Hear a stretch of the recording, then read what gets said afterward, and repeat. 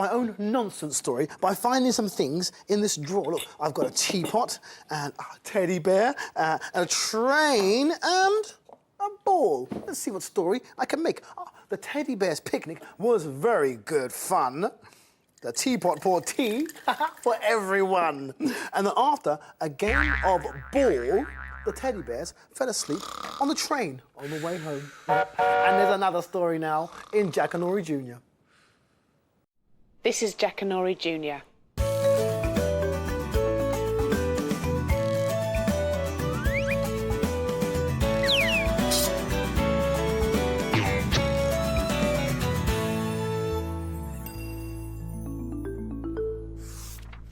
Hello, I'm Sophie.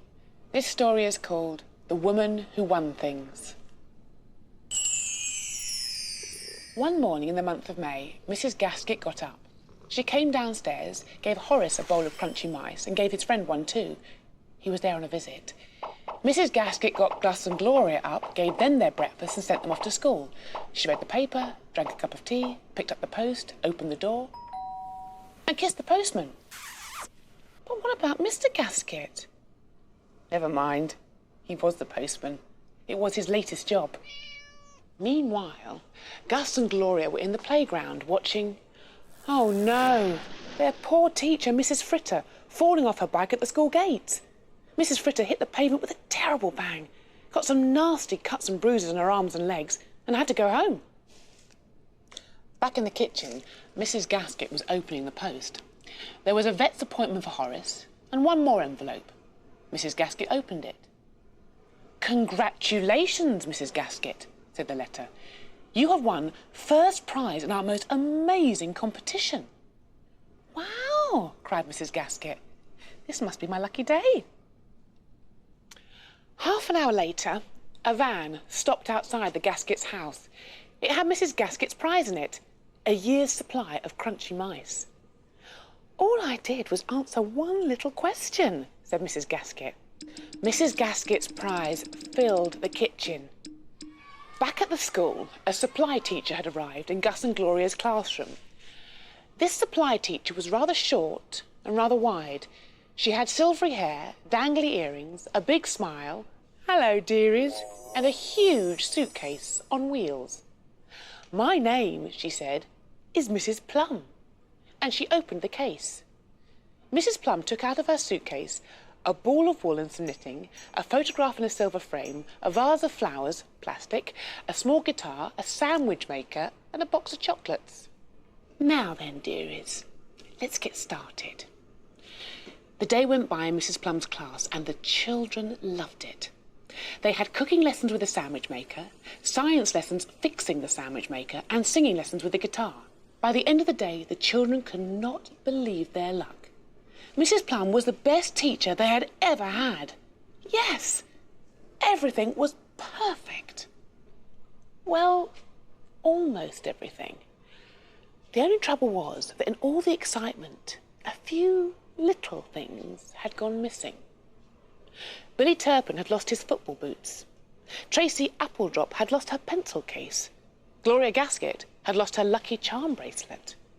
But even then, Mrs. Plum was so kind, so helpful, so sympathetic.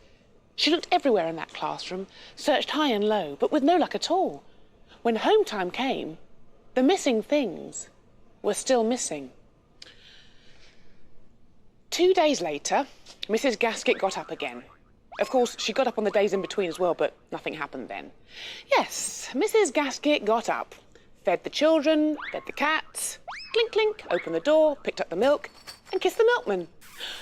But what about Mr. Gaskett? Oh, never mind. He was the milkman.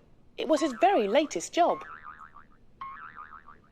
Meanwhile, Mrs. Plum was fit and well. She played football with the boys and netball with the girls. At playtime, Mrs. Plum drank tea in the staff room with the other teachers. The other teachers liked Mrs. Plum. She told them funny stories about her long life as a teacher, shared her chocolates, and helped them look for things when they went missing. Back at the Gaskett's house, the phone was ringing. Mrs. Gaskett was outside washing her taxi. In she ran and picked up the receiver. "Congratulations, Mrs. Gaskett," said the man on the phone. "You have won first prize in our..." "Wow!" cried Mrs. Gaskett. "Another lucky day!" 2 hours later, a lorry, beep beep, I am reversing, stopped outside. It had Mrs. Gaskett's prize in it. A complete house full of furniture. Mrs. Gaskett's prize filled every room in the house and the kitchen twice over.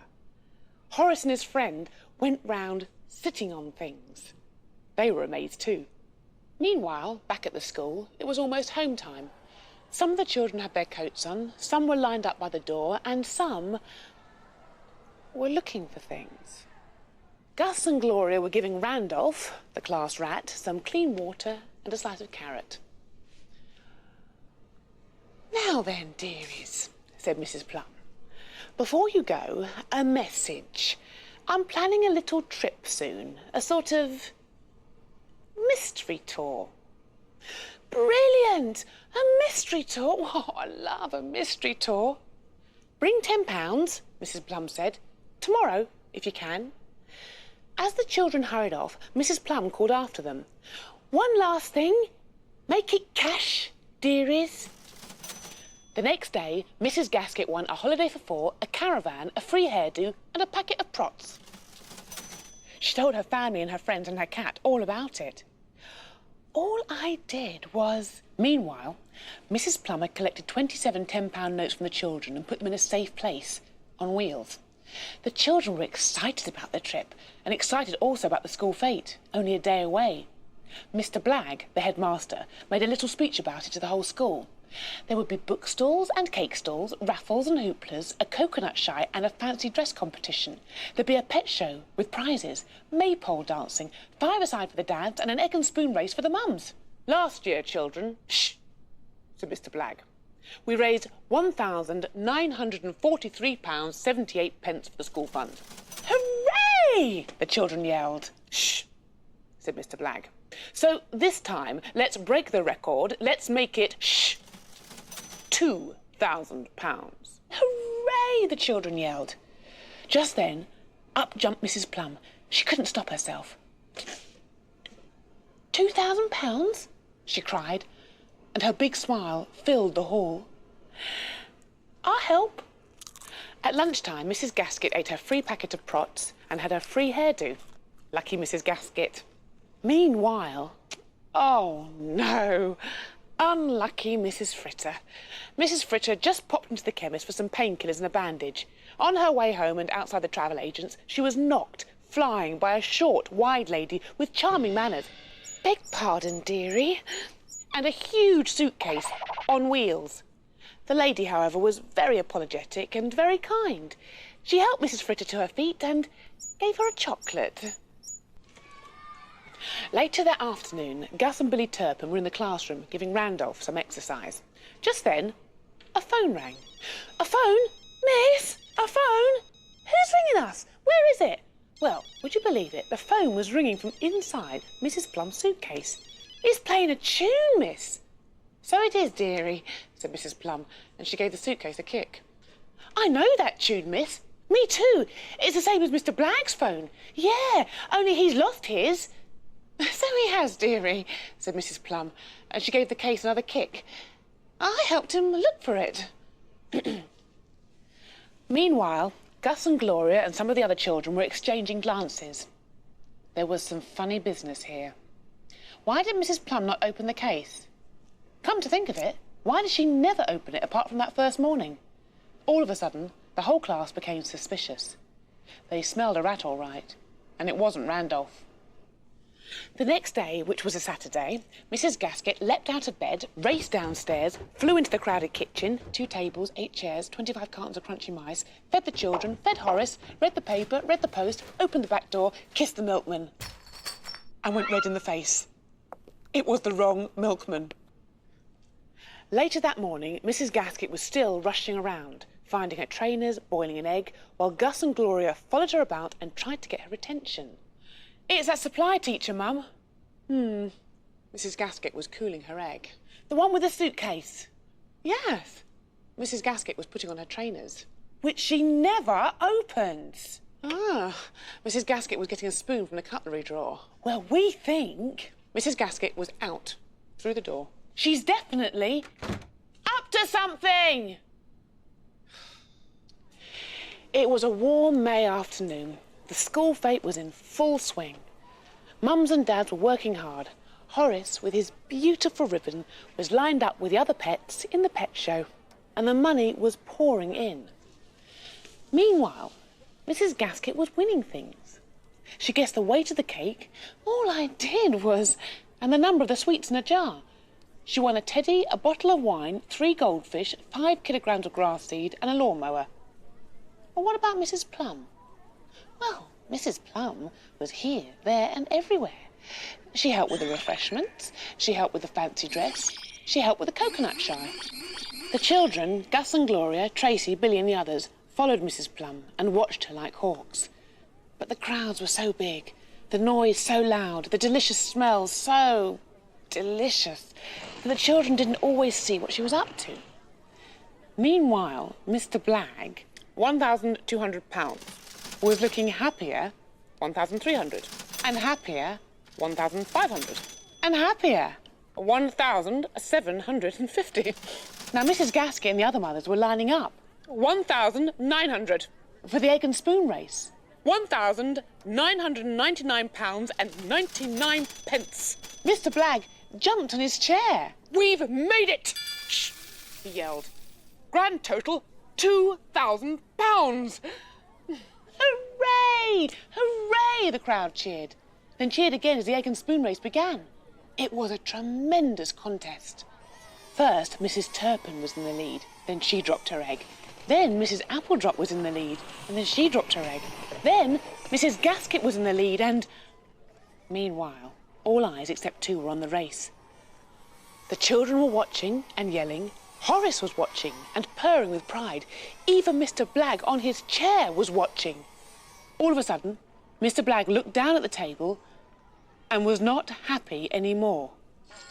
The cash box, the £2,000, even Mr. Blagg's favourite pencil, which his dear old mother had given him, had disappeared. Now, of course, there was an uproar at the school fete. Everyone was yelling and rushing around. Well, nearly everyone. Meanwhile, the egg and spoon race was still in progress. Mrs. Gaskett got up speed, while her egg, luckily, stayed on its spoon. She ran like the wind, broke the tape, won the race, and... oh, no! Collided with a short, wide lady, silvery hair, big smile, suitcase on wheels, and knocked her flying. Knocked her suitcase flying too, which rolled and bounced and rolled again and burst open. The crowd was astonished. My football boots, my umbrella, are £2,000. And all that Mrs. Plum, as she sat on the grass with an egg in her lap, could think to say was, oops. Later, when the police arrived, Mrs. Plum had rather more to say. Well, I can't think what came over me, dearies. She smiled at Mr. Blagg. I've never done anything like this before. Yes, you have, said the inspector. Loads of times. Robbed more schools than I've had hot dinners. We've been on your trail for ages. It was a warm May evening. Mrs. Gaskett walked home with her children, her cat and her prizes. Suddenly, not looking where she was going, Mrs. Gaskett walked straight under a window cleaner's ladder. Oh, no! Unlucky Mrs. Gaskett. Water from the window cleaner's bucket came splashing down and soaked her to the skin, and that wasn't the end of it. Next thing, would you believe it, the window cleaner himself came scrambling down, grabbed Mrs. Gaskett, hauled her to her feet, and kissed her. But what about Mr. Gaskett? Well, you've guessed it, haven't you? Yes, it was his latest job. Bye for now.